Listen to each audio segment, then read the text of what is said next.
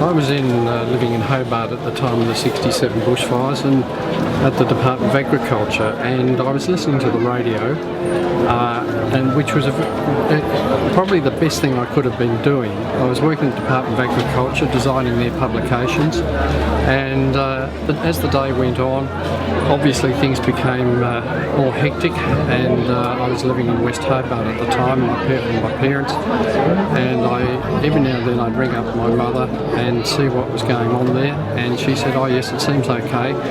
And then around about, I think it was probably about 3:30, 4 o'clock, but it's hard to remember the exact time, I rang up and she was in a very traumatic state. The fire had just come over the hill in West Hobart, approaching the house where she was at the time, where I lived, and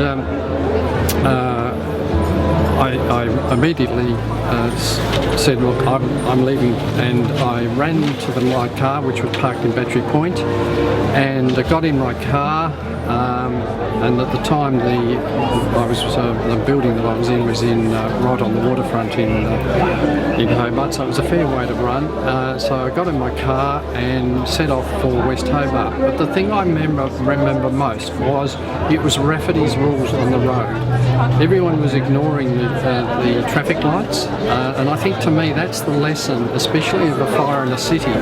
Don't assume that people are going to be orderly, that everything goes out the window. People are driving to their houses, and it's an emergency.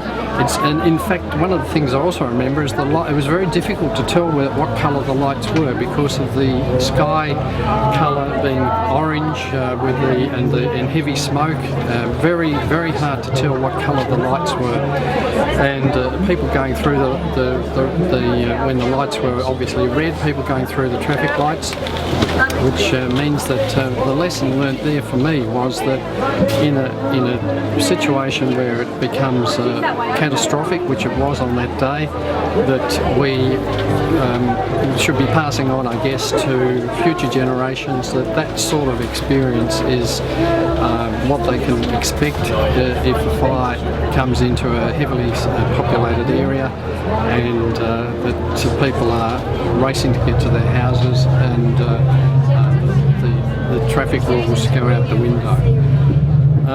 And I remember afterwards that people were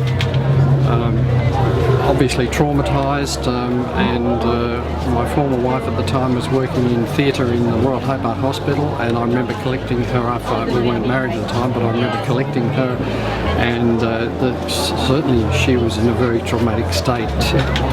She was working in the theatre, people were badly burnt, and it must have been an extraordinarily traumatic time. We drove to the mountain, up towards the mountain. I can't remember why. I remember picking up a couple of fellows that obviously their house had survived. They'd had a few too many drinks, and I remember taking them to their house I think it was up Ferntree Way, and remember seeing power lines down, and absolute devastation.